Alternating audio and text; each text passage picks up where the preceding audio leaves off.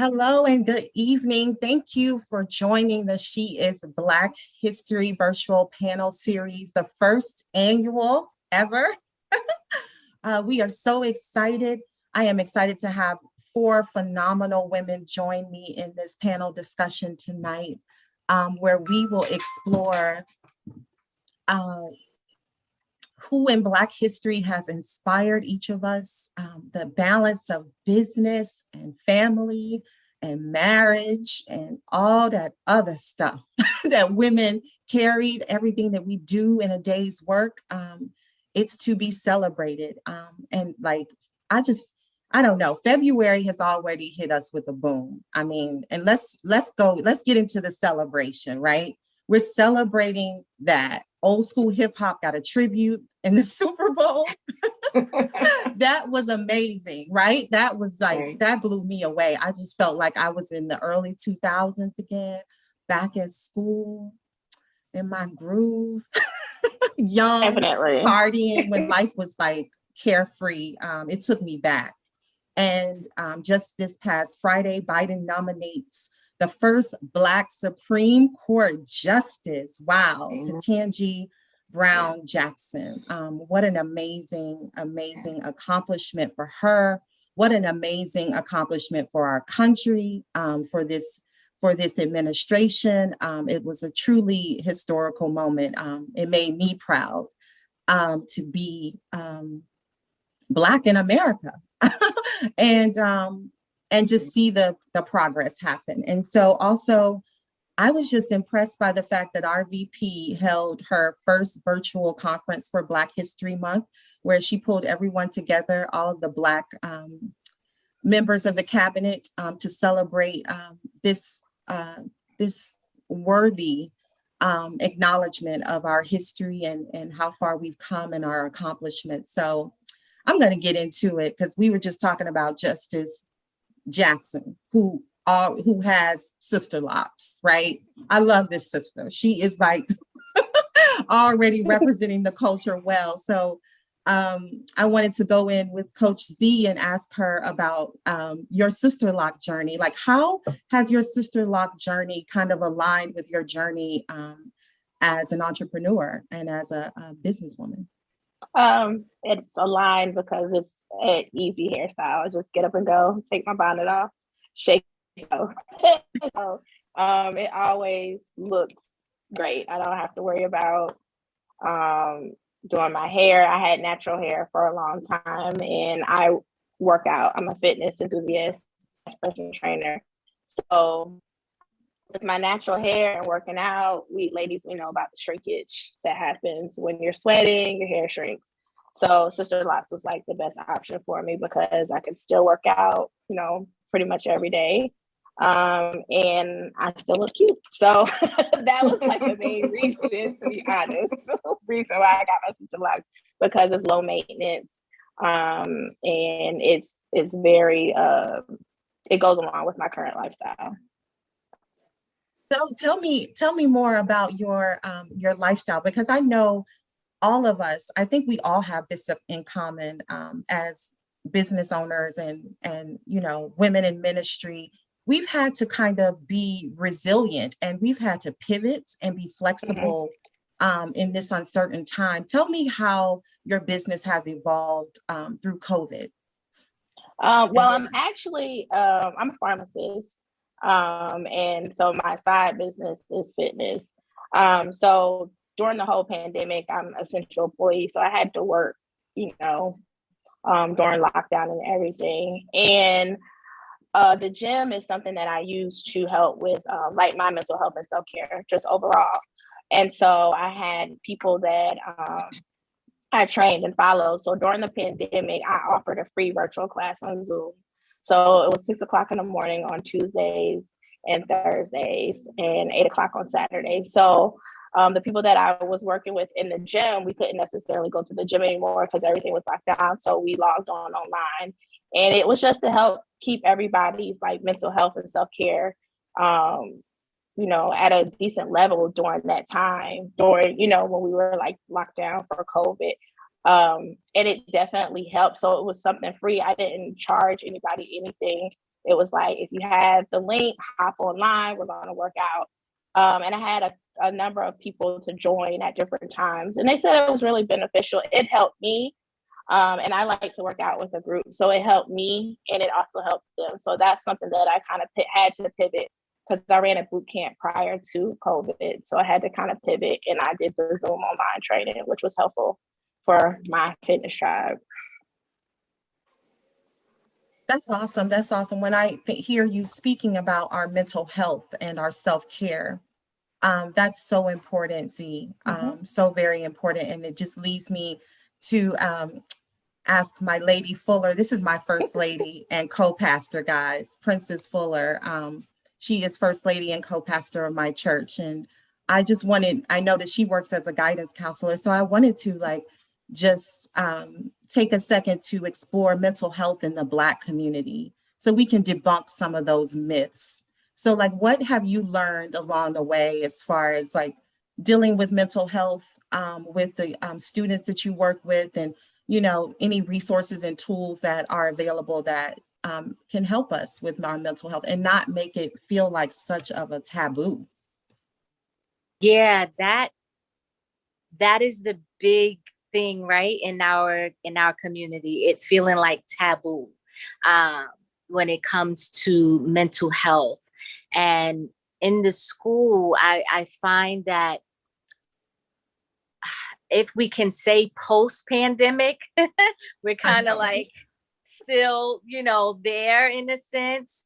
But with our students coming back, we have seen an influx of behaviors that weren't there before. We've seen an influx of, our children just not struggling. It's definitely been challenging. And one of the things that I often try to remind the educators who are so, they go way and beyond, many of them, but to remind them that our children too have suffered a lot. They've seen a lot of loss during this COVID pandemic. And a lot of them didn't have a basement to go down to quarantine. And, it was everyone in one room, and, it's different circumstances. So when it comes to mental health in the school, we do have a number of resources that we do our best to try to work with our parents and letting them know that this is not taboo. Like you said, let's debunk some of these things. We all need help at some part in our journey of life.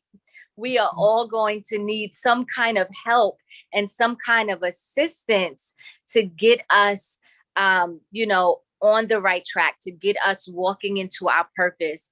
And that is definitely a challenge, to get our parents on board for our children to get the necessary resources, because some of us, we really have suffered a lot, and especially in our community, we don't want to talk about counseling, and we don't want to, talk about, going to sessions and getting help. And, so the more we push that and the more we speak of it, thank you, Tara, when you said, to speak of it, to normalize it, right? That it doesn't mean that, something is necessarily wrong with you. It means that we all need help, and it's okay to raise our hand, right? And ask for help sometimes. So true. And it's really simple things that we can incorporate. Like Z was saying, and you were saying, resources and tools, like having an active lifestyle, getting up and, preparing your day and speaking life over your day, like life over your family, life over, what I mean, the school day. And just, I know students probably come in and you have to do that, Princess. You have to speak life over them, Yes, and give yes. them the energy to keep going. Yes. That is such a pivotal role. And that's one of the things, right? I'm sorry. No. I have a mantra. I change it every few weeks. It's different quotes, and they know before they step in my room, it's really big, and they have to read that quote. You know, they have to tell me what that means to them. And as you're stepping in, now you're focusing and thinking about where you are in your moment, right? So those are the things that I do with them every morning. So in hopes that they will now go and look at Maya Angelou, or, you know, the people that have been such of a great influence in our culture, that they will go and look and say, wow, I like that quote. Let me look at this more. You know, it sparks conversations. Absolutely. I think, and speaking of sparking conversations, I know all too well that, it's just important that we are here tonight to be able to talk about the things that affect the Black community, and to talk about the experiences of the Black woman throughout our history, and think of like whose shoulders we stand on, like Maya Angelou, and for me, Toni Morrison. Chadwick Boseman. So we're going to get into your background. I love your background, Deborah. So I wanted to just kind of touch on what inspires you about Chadwick. And I just love your background. So you built that yourself, right? I did. I made Yes. it shortly after his passing, and he did the commencement speech, I think at Howard, Yes. and his words were so profound. And I felt that this is in my office, and it's something that I played back and copied, and then attached his picture to it. And what he speaks about is, as a businesswoman and as a business owner, so many challenges that we come across on a daily basis and sometimes by the minute. And he speaks about, reaching the hilltop. And after you decide your next job, your next steps, your next career, furthering education, I'm just going to read it. And I'm sure some of you have heard it. It just says, you would rather find purpose than a job or career. Purpose crosses disciplines. Purpose is essential element of you. It is the reason you are on the planet at this particular time in history. Your very essence is wrapped up in the things you are here to fulfill. Whatever you choose for a career path, remember the struggles along the way are only meant to shape you for your purpose.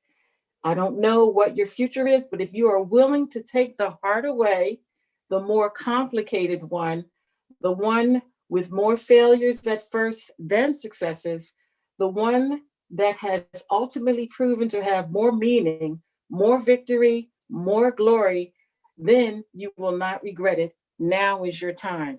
And so that spoke to me because being a business owner and going through the struggles, and I chose this, nobody gave it to me. I actively, came to my family, and I have to give kudos to my husband, because without him, I would not have had this business. I had to come to him and prove to him that this is a viable business, because I needed financial backing, and we didn't have, we don't have outside backing financially. We had all personal backing to open up Board and Brush in Allentown and in Easton. And so the struggles along the way, this was, this is what I decided to do. This was not a career. This was, a business for ourselves and for our family, as you know. And so I kept that there, because there are days when I'm down here working and it's 2:00 in the morning and I want to go lay down. But I know that, things have to be done. And so you have to have that motivation, and you have to have that strength to know that you're doing the right thing for success. And that's why I have that here. That is so inspiring. Chadwick is just a genius, gone too soon. Yes. But thank you for that tribute to an amazingly talented human being, Black man, actor, philanthropist. People don't even know Chadwick was battling cancer himself and going to visit children in cancer centers and sitting with them and bringing them joy and reading to them while he was battling cancer himself. He's just an amazing human being. And I know, wow, yeah, he's looking down on us like, this is amazing. Because he's just one of those people that'll just speak life into you. That's, Denzel Washington spoke about how he would just spread love and he would give to people and be so on purpose in everything that he did. Speaking of purpose, when I think of that word, Tamara comes to mind instantly, because we had this conversation one day in passing. And she simply said to me, Tara, I'm just tired of not being able to be me. I'm over it, Tara. She was like, I am finally walking in my purpose. So, Tamara, I just wanted to just hear a little bit about how the freedom of walking in your purpose has changed your life, how has it evolved for your family and in your business? That's such an amazing thing that you say. I love that she mentioned Chadwick, because he's a dreamer to me. I wrote a book called The Dreamer's Guide. I'm a dreamer. I'm one that often has dreams. And I, at one point, would get frustrated by, like, God, why would you put this dream in me and I'm not able to achieve it? But as I began to grow in my walk, I realized that there's a process to a dream, right? There's a process to a dream, and there's so many beautiful steps. There's discovery moments where you discover your distinct design, and that's what makes each one of us so special that are on here today. The fact that we have a business owner, a pharmacist, a counselor, just so many different gifts. And so I love to highlight the differences of gifts and really truly embracing your distinctiveness. Hopefully, in the future, I'll do a book called Pretty Peculiar. I don't know why, because I just love the idea that we're all different. And that at each distinctiveness, we're fulfilling a purpose in the earth. There's something specific that we're all called to touch, to reach.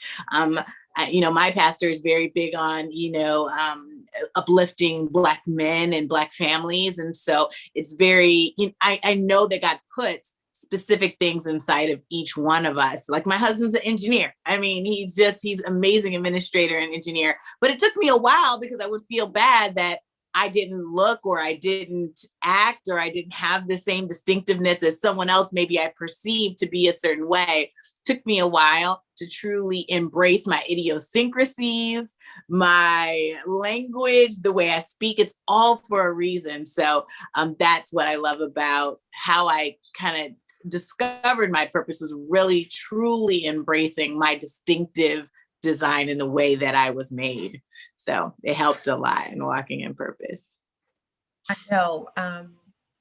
It's when we embrace our authenticity, the doors just begin to open. I think God has specifically designed us for a purpose that we do have to discover over time. It's a process. It's a journey. You just don't wake up and know what you want to do, Right. be when you grow up. Like Right. I thought I knew what I wanted to be. When I grow up, I thought I wanted to be a lawyer. I had plans on going to law school.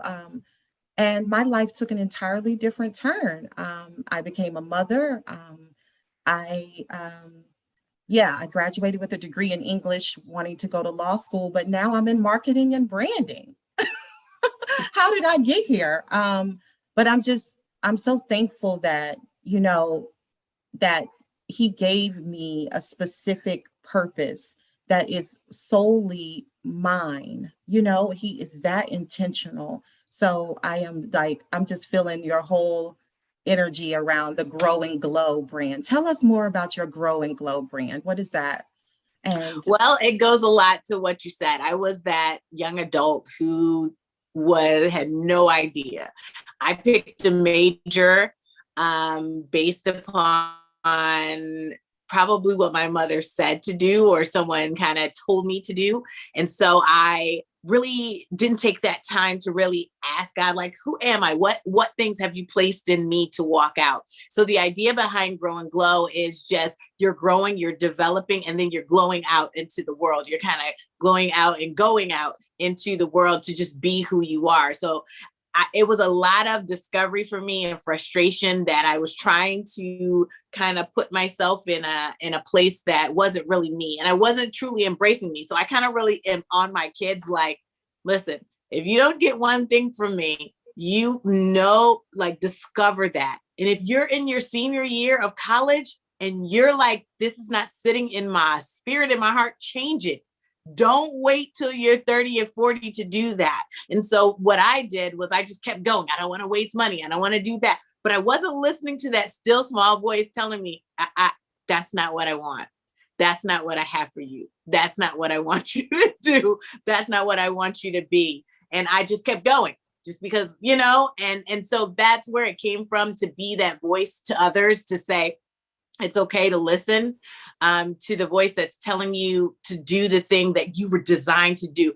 Because though it's not easy, like, it's not an easy life, right? To be an entrepreneur, like you said, the board and brush, to be an entrepreneur, it's not easy to do that. But there's a fulfillment, right, that comes with that, because you're walking in the authenticity of who you are. I don't care if it's hard, as long as I'm getting that, fulfillment, that joy, like, I did this. This is really what you put in my hand to do. So that's really what I love to encourage people to do. And I love to inspire people to do that, be that.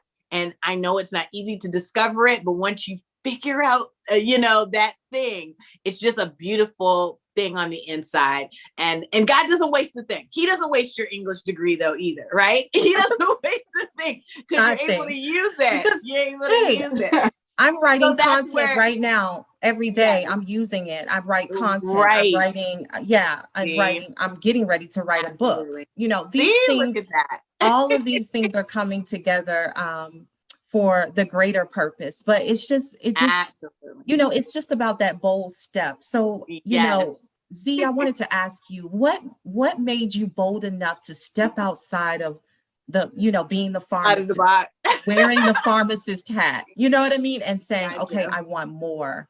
I have something else to give. And when did you make that decision, and how did it change your life? It was around 2014. I love being a pharmacist. Let's say that. I love being a pharmacist. I'm a servant, so I love serving my community. I love interacting with the people that I come in contact with at all the different jobs that I've had. But during this particular time, I switched over from doing inpatient, working at the hospital. I went corporate. So I worked for a large company and I went corporate. And with corporate, with this particular company, you get a lot of perks. But with the perks that you get comes a lot of work. And I was in that position for 2 years, and my mood was bad. I gained a lot of weight. At one point in time, I was on 13 planes in 2 weeks. I would put on the backpack, get on a plane, go to a meeting, and then come back. So I said I needed to find something kind of mellow me out and get me back in shape. So I paid for a personal trainer for 3 months, and I started working out. And once I started working out, you get to see your progress, you're getting stronger. And then I continued with my trainer for like a whole year. And then he was like, you should be a personal trainer. He was like, people are very receptive to you. You have a lot of different women coming up to you, asking you questions, want to work out with you. He's like, you should consider being a personal trainer. It wasn't my niche. So I was a little bit self-conscious and not confident about moving forward. But I had more people asking me questions and things of that nature wanting to work out. So I went and sat for the test and got my personal training certifications. And like I said, I'm a person of service. So I like to work in a community. So I had a fitness tribe and I would help them lose weight. We talked about nutrition. We did weight loss programs. I had a couple of friends. I had one friend that I trained for 8 months. And he started off probably like at 280 pounds. And by the time we got done, he was down to 220. His confidence was, he had built his confidence up. He was able to do things that he wasn't able to do before. He was just overall, you know, he felt great. So it made me feel good that he felt good about, you know, his journey, his fitness journey. So just like my purpose alone, I combine my pharmacy degree and my personal training together. So it also helps because I can help with like supplements. And if I have clients that have like diabetes or hypertension, I can help them with nutrition and transition them off their medications, because we don't want people to be on medications forever. So I give them the tools and the resources to help them to make changes in their life. So my motto was, it's a lifestyle. So a lot of people are looking for quick fixes when it comes to just fitness and overall health, but it's a journey. It's a lifestyle journey. You have to change your way of thinking. You have to, the working out and doing the exercises is the easiest part. It's the mindset that you have to change. And once people start to become confident and understand like what they're putting in their body is actually affecting them, and when they put in good nutrients and they see that they're feeling better, they have less joint pains, less aches and pains, it's very rewarding to see your client go from sedentary, not being able to run, to doing a half marathon, you know?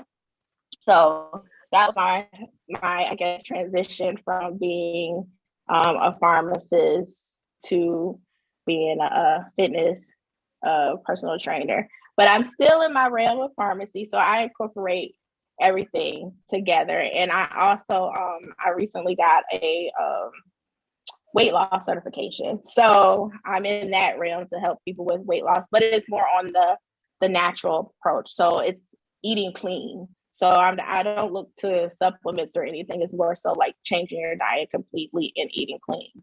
So that's.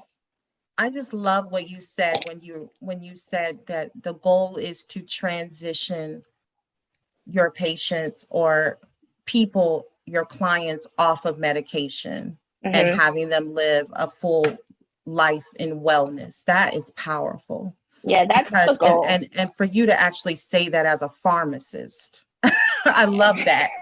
You know what I mean? Yeah. I think that was the turning point for you. I think that having your own business, you could see it from a different lens. And so now your goals are different. Yeah. And that's amazing to me.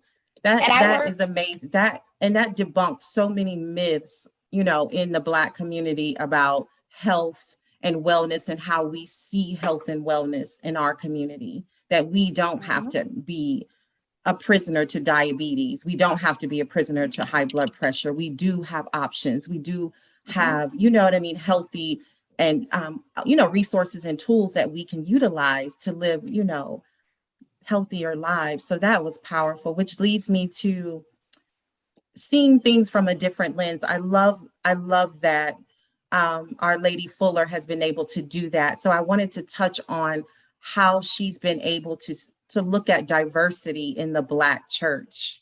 Like, well, do you ever hear of that? Diversity in the Black church. It's almost like an oxymoron.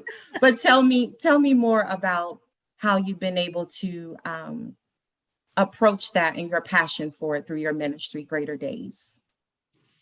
Yeah. So I'm my ministry, along with my husband, is the founder of Greater Days Church. We are new as far as pastoring a church, but my husband is from his parents' church, who we learned so much. I mean, everything we are is contributed to what his parents have taught us, right?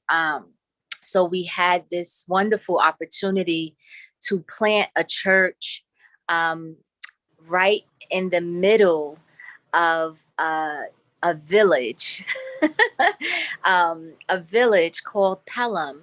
And most of the people there do not look like us, are not from the Black community, where, you know, we came up out of it and was like thrown into this place where God said, you know, I'm calling you now to diversify, right? And because we have to be able to not just speak to those who look like me, but also to speak to those who you need to really get to know who we are as a culture and not be afraid. I think going into it, I kind of at first wanted to like change up my style or change up maybe, you know, our music or change, you know, everything was changing. God was like, no, I didn't call you here to change yourself. I called you into a place where you are able to diversify, and people who may have never have stepped into um, a place where you pastor, right?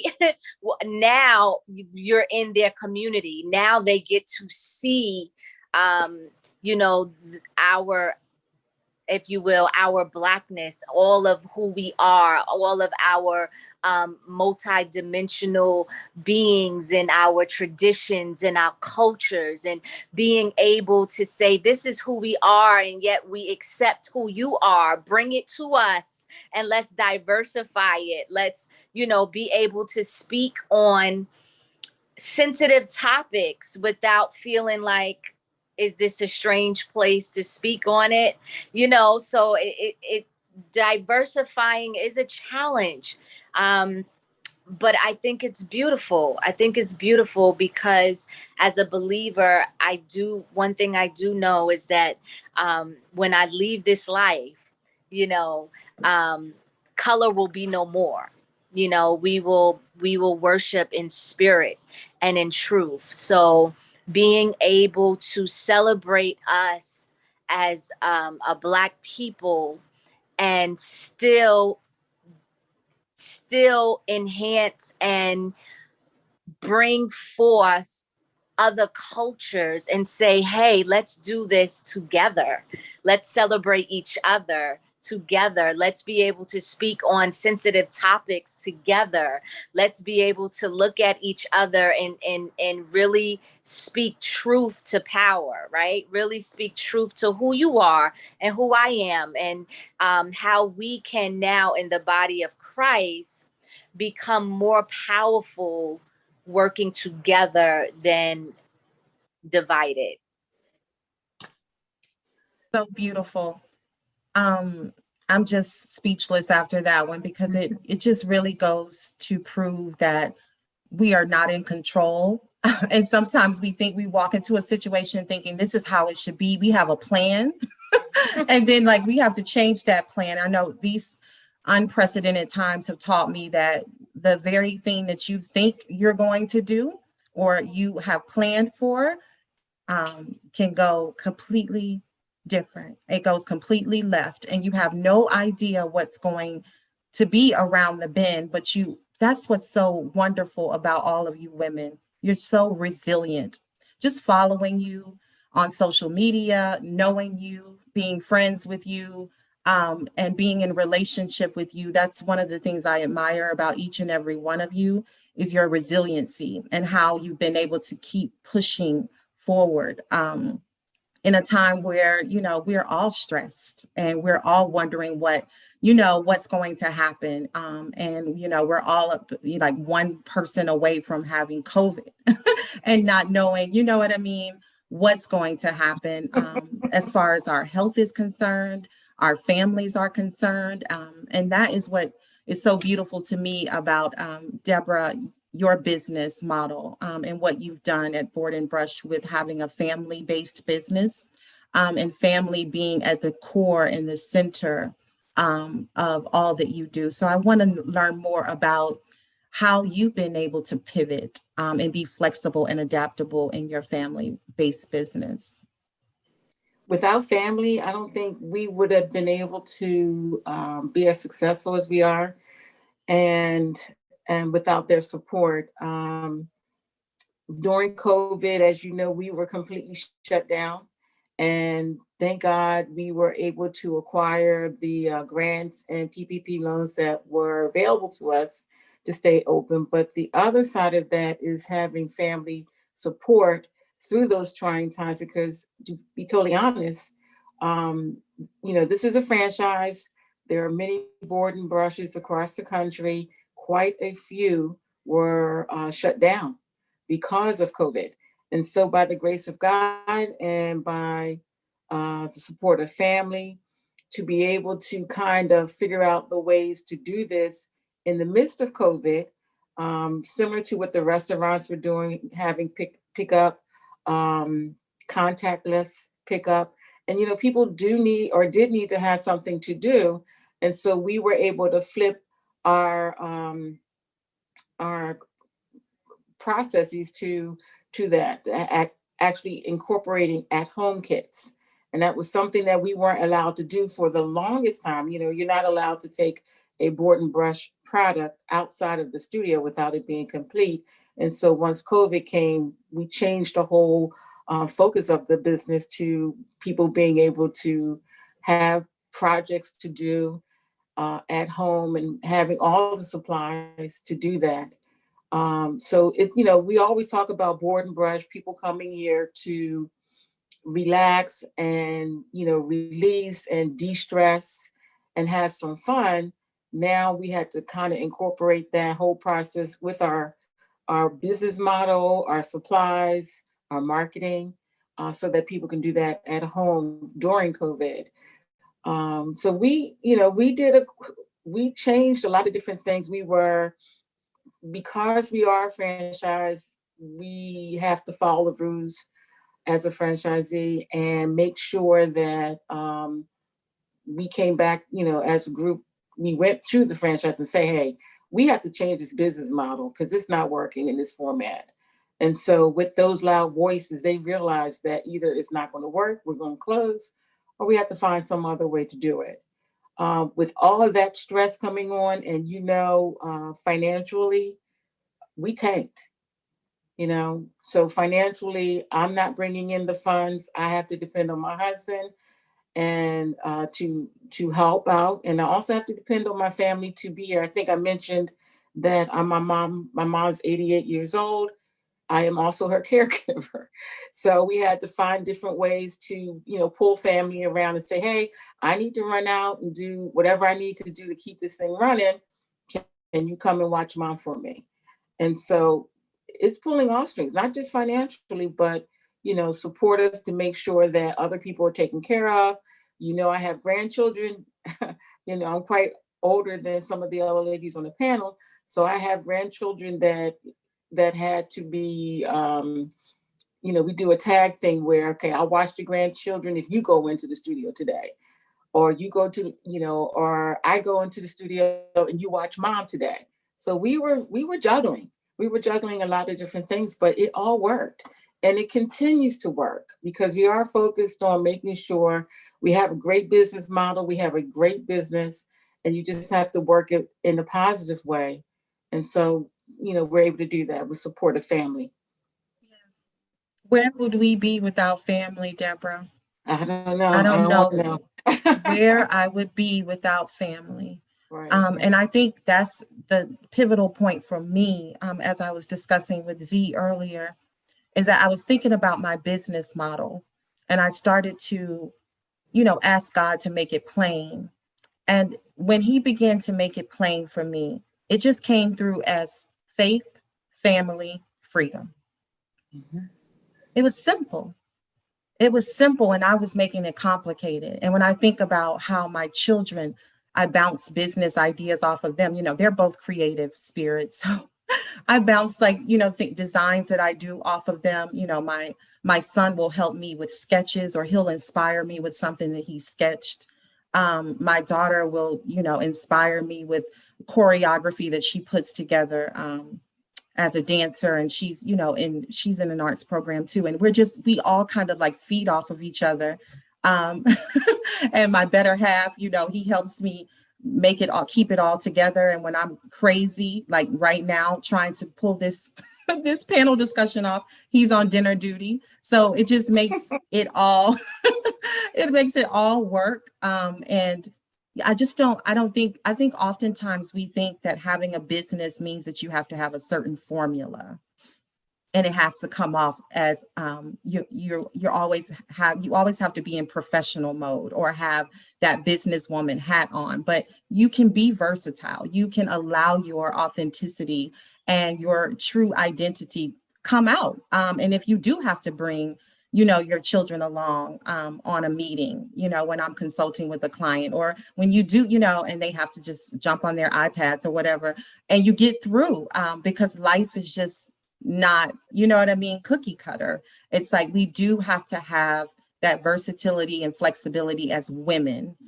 more so than, being, a man. They get to work and go off and do whatever they have to do. They provide, but women, we have to carry we wear so many different hats and carry a different load. So it means a lot to be able to incorporate family into my business model. And the faith had to be there, because without faith, my goals would not even be possible without God creating them. So, and then the freedom of like not feeling like I have to be boxed into this certain person. I was so tired of like feeling like I had to be a certain way to achieve success, or success looks like this, so I have to look like that too. I was just over it. I was like, no, it's time to be free. It's time to be authentic. It's time to be me, and to walk into that fullness of myself. So I wanted to get into how family has helped your business thrive, Tamara. I know that from Grow and Glow, you have also a marriage ministry and company or brand that has developed from that. So tell me more about how you and your husband have come together in a shared dream in your new brand. Well, you know what? I kind of started as, part of my brand I'm an author. I've authored 2 books, and the first one was Newlywed Confidential, which was about me transitioning into marriage.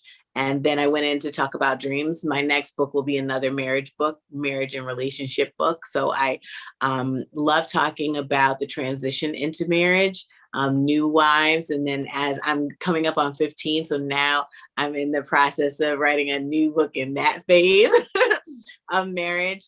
But I enjoyed talking about it because I had a strong family background.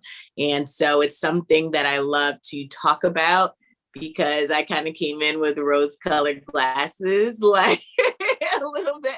So I enjoy kind of helping people transition in. You can meet the one and you still need help with that transition, because you're going to 2 individuals, right, into togetherness. And so I love talking about it. It's funny. Me and my husband are opposites, and it's hilarious sometimes to kind of talk about those things. And as it pertains to my business, my husband has definitely been a supporter of just being a creative. Ladies, when you're a creative, you often have to run things by the hubby, right? And say, hey, this is what I'm dreaming about. This is what I'm thinking about. And he's all for it. He definitely comes on my podcast when I do the Miss to Mrs. broadcast. And he was on there one time just to be someone to talk about marriage and the things that go on with relationships. But, as it's been said across the board, COVID was a little crazy, and it sent marriages through a little bit of crazy too, because we're around each other all the time. But it was a beautiful, metamorphosis and growth, and kind of that's what I love to talk about in marriage. And he's super supportive of me in my business, and I enjoy just talking about relationships. It's pretty great. Yeah, that's amazing. I've been inspired just watching you and your husband come together and vibe, and to see the chemistry, and to see you guys work it's, you can really see the work happening through the imagery of you guys working through your differences. It's interesting and coming together. Like even his like body language, he's just like in the pictures, like, okay, I'd rather be serious. working on a project for work right now. Right. He's like thinking about what he's got to do next week. And you're like, babe, just hold it right there. And I love putting language to it because a lot of times, you know, you get married and, you know, people have this imagery from television. And so I love putting language and a voice to the beauty of differences, the challenge of differences, and don't give up just because you have a moment of difference. You know, I think another thing, and I just have to say this, the boomer generation, which is my mother's generation, they just, you know, they stuck in there just cause, right? They just like, we're going to do it. We're going to stay together. This generation has too many options and they just like, I am out. I am done. I'm not doing it. And so I have to a lot of times put voice to like, don't run just because you feel that uneasy sensation. You know, we really have to give voice to it because the media and everything else is just telling them, go do you, live your life, have a great life. But that's just not the essence of marriage. And so, or relationship. And so I like to really put voice to those things and just talk about the process of becoming one, of being one, working together. It's a beautiful, crazy journey, wonderful journey. It's great. It's great. It's great because it teaches you. I mean, I think you hit it on the nail when you said, you came in with rose-colored glasses.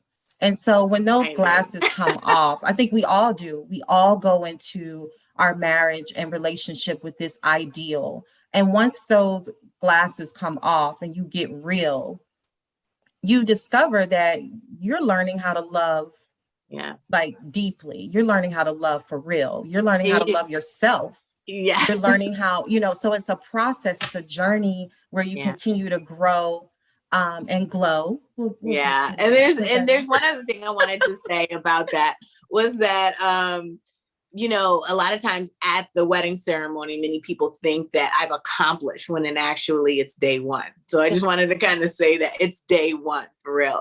And, you know, I kind of, like I said, the part of my rose colored glasses was like, I did it. I accomplished it. I made it. And I didn't realize that was just day one of learning how to be his wife. Because I learned how to be his girlfriend.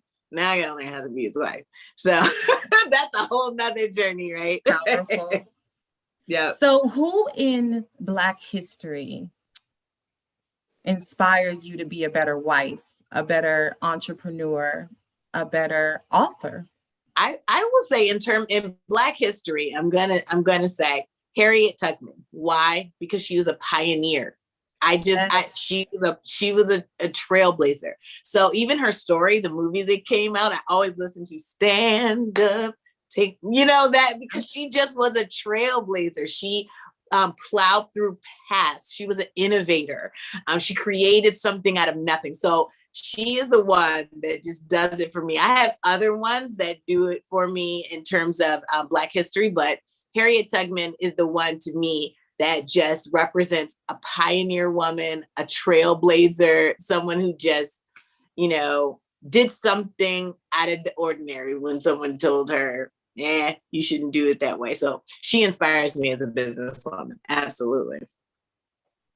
Z, who inspires you in Black history to be healthier, to be a better pharmacist, and a better entrepreneur, businesswoman? So I have quite a few. I have a really good support system just overall, my family, my immediate family, and then also my friends. So they're all phenomenal women in my family. And they help push me along to be better, like from my mother to my college roommate to my high school friends. So I admire each and every one of them. And I learned something from them at different times and at different stages of my life. I've learned something from each and every one of them. My mentor growing up was a pharmacist, so I wanted to be like her. I was 16 years old working at Kmart, and it was this 26-year-old Black woman in the pharmacy, and they put me back there to work as a cashier, and I was in high school. She's like, "What do you want to do when you know, graduate high school?" And I'm like, "I don't know." She's like, "Be a pharmacist." And I was like, "Okay," because like I said, she was 26 years old. You know, I was kind of looking at the superficial things. She was 26 years old. She was making good money. She had a nice car, like cute bags, cute clothes. I was like, "Okay, I'll be a pharmacist." Pharmacy school. And to this day, I talk to her like she's my mentor. She comes and visits me. Prior to COVID, she would come visit me every year. She'll bring her 2 kids, her husband, like everything. Her family has known me since I was 16 years old. So she's somebody that I have. She's watched me grow, and she's helped me to become the person that I am when it comes to my career. And then just in general, like, I look at Issa Rae. Definitely look at Issa Rae. She started off on YouTube as the awkward Black girl, and I think I'm quirky in some aspects of myself. So just to see her blossom from an awkward Black girl to having Insecure to now like being a producer and getting awards, and see she's still very true to herself. Like the whole time, I just love how the whole time she was in a full relationship and no one knew until she posted pictures of her getting married. So, you know, so I just kind of look at her definitely because I see a lot of myself in her when it comes to just not really fit in the norm when it comes to like what you would think of a, I guess, successful Black woman based off of how she started off, but actually seeing her her journey and where she is now.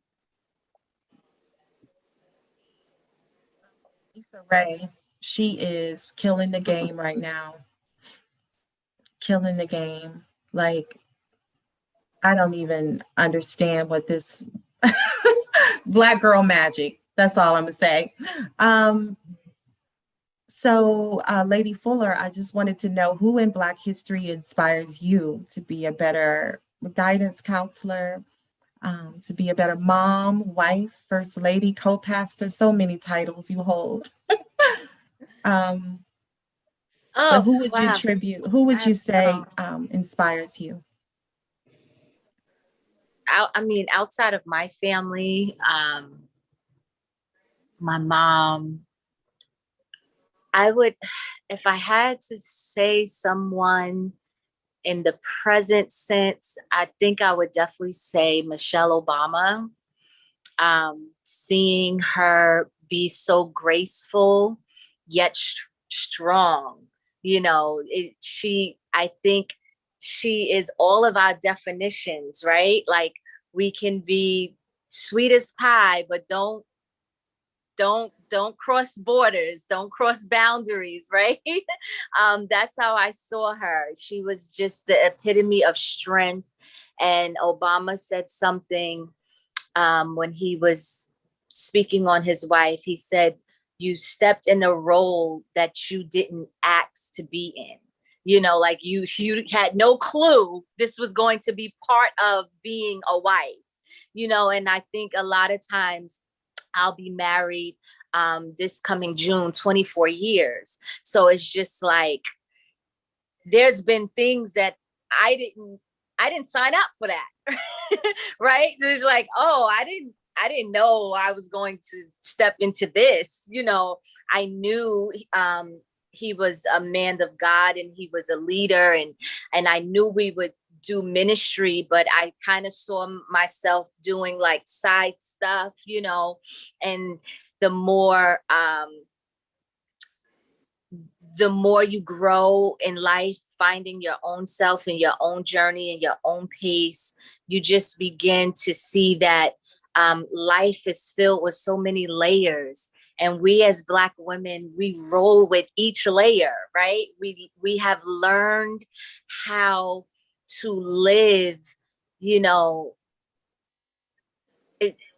in want and in plenty, as Paul would say, right? I have learned how to live when I'm full and how to live when I'm hungry. But in every state of it, I've learned to be content, right? So I look at her and I love her book Becoming, because I don't think we will never reach the end of our race, right? We are constantly in a race, and it shifts and it has turns. Sometimes it has U-turns and detours, So I would say her if I had to pick someone, but it's so many of us as Black women that have paved the way and have shown, even in silence. Coretta Scott King, her silence just showed strength, though, being a woman married to a man like her. So it's so many people that I can contribute to the different pathways that my life has taken. And the biggest lesson is to always find your voice, to always speak up, right? To never shy away, and to always be true to yourself. You always win. My husband preached today, we always win, right? So we'll always win when we're true to ourselves and respecting those that have come and paved before us. Powerful. That was a great sermon today. Wow. We will always win. That is true. The victory is ours.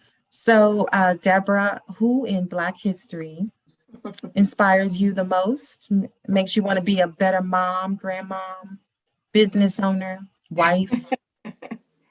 There are two people that come in mind, not so much in past history, like way back, but two people in my life. One, years ago, I'm a graduate of Temple University, and I used to be on a fencing team. I had a coach that was a silver medalist in the Olympics, Nikki Frank. And she took me on the fencing team as a non-fencer, meaning that I'm fencing with people who grew up through high school, junior high, learning how to fence and fencing on a collegiate level. And so I had to learn. I learned the hard way. I got hit pretty big. But she always instilled in me to work hard and to expect results. And she was always full of these little models. Being a Black coach, and we're speaking in the early '80s, and traveling. We traveled all over the country, and we were NCAA champs, but majority of the team was Black. So walking in there, fencing, you don't see too many at that time. You didn't see too many Black people fencing. And fencing is not, it's not basketball, it ain't baseball. And you don't necessarily back then saw too many people who picked up the sport of fencing. So to walk into a gym where your top players or your top fencers, at least the first 5 are Black women, and the coach is Black, you can't even imagine some of the challenge that we were faced with. But we were poised. She always made sure that if we kicked your butt, we did it gracefully, and we didn't walk around with arrogance. We knew what we were doing. We knew how to do it, but we did it gracefully. We did it with respect, and we left. And she and we didn't have a mouth about it, because we didn't need to have a mouth about it. We just showed our techniques, our skill, and our talents in such a way that our accomplishments could not be denied. The other one, person, very personally, that I always refer to, I came up in the Nation of Islam, and I lived in Boston for a little while, and I came under the family of a sister minister named Sister Doris. And I was in my mid-20s at the time. And when you're young and you're so, you want to have it all, you want to do this and do that, you're just active, you just want to do things. And she sat me down one day and she said this to me, and to this day, I have never, ever forgotten it. And I want to pass it on to my other panel members. And she always said to me, Debbie, you know, Allah plans and you plan, but you know, Allah is the best of planners. And that made me stop right then and there, because what she was teaching me was no matter what you want to do, no matter where you want to go, no matter how you want to get there, God has a plan for me. And he's the best of planners. So when something doesn't work out, it wasn't meant to be. And it's not my fault. It wasn't meant for me. But when things do work out, then I know that I'm on the right path. And I'm knowing I'm doing God's work, you know. So she said that to me, wow, 40 years ago. And I've never forgotten it. And so those are the two people that are my role models, those two people that have influenced my life, making sure that the hard work paid off, and also understanding that my steps are guided by God and not by me. Thank you. That was the takeaway for tonight.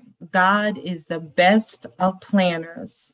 I mean, as we talk about our journey, all five of us here as women who are standing on the shoulders of our ancestors throughout Black history, we wouldn't be where we are today without their sacrifice and without their courage, their bravery, their strength, their resiliency.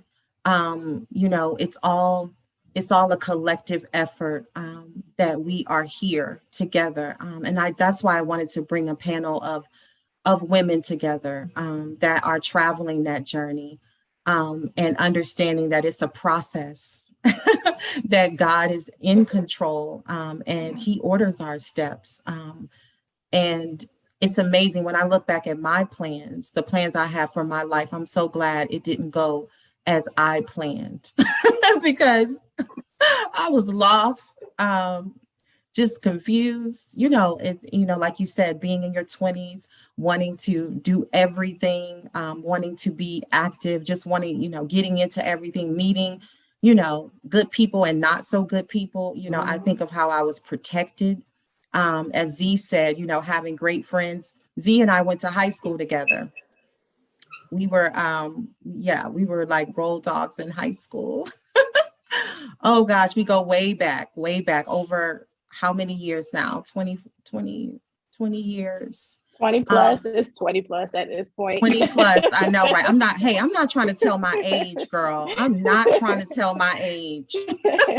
No, but it's amazing when I think back, you know, of how far we've come and how, you know, how we got into some things and, you know, we were protected all along the way. You know what I mean? And like you said, friends, family, being there to support and lift each other up. And, you know, where would we be without it? So I would have to say my mom is definitely my hands down, like my best friend.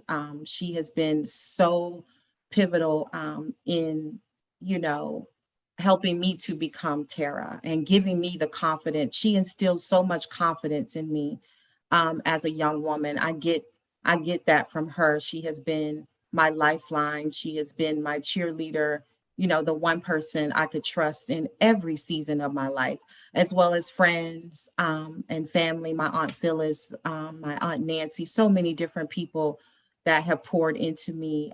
My dad taught me work ethic.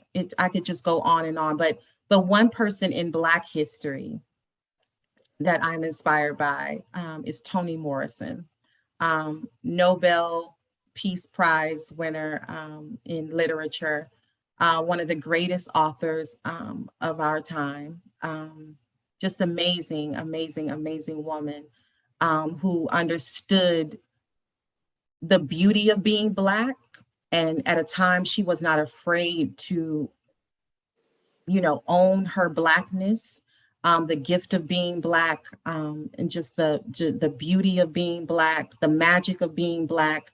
Toni Morrison is just unapologetic about it. And I love her spirit. I love the fire in her, and just a very talented and gifted woman. So that would be one of my inspirations. There are so many. But I just want to thank each and every one of you for joining the panel discussion tonight. We've been on for an hour. Can you believe it? Great conversation. It's been such a pleasure to learn from each and every one of you, and just having you guys in the chat too, and hearing and feeling the energy, the good energy for She is Black History. And this will be a series, so there's more to come. There is more to come where we'll feature women who are trailblazers, and we'll continue the conversation going forward. I may do something for Women's History Month. I'm just playing, just playing. It's just more for me to do. But yeah, I'm excited about what the future holds. And I just wanted to create a platform for women who are making it happen, even in uncertain times and challenging times, and understands what matters the most, that family, our, our support system, our friends, our ministries, our churches, our communities. I love that you said you serve the community, you're a server. And it's so many different entities that give us the power to do what we do. And I just wanted to give back tonight. I wanted to give back to each of you, and give back to our communities, to the families we love and friends. So, and just have a moment to acknowledge how beautiful and rich, complex, and absolutely magical our culture is, our Black culture is. So everybody have a good night. Thank you for joining. Thank you. Thank you for having me. Thank you for having me. See you. Bye-bye. Bye-bye. Bye. Nice meeting you all. Meeting you too. Bye, ladies. Bye.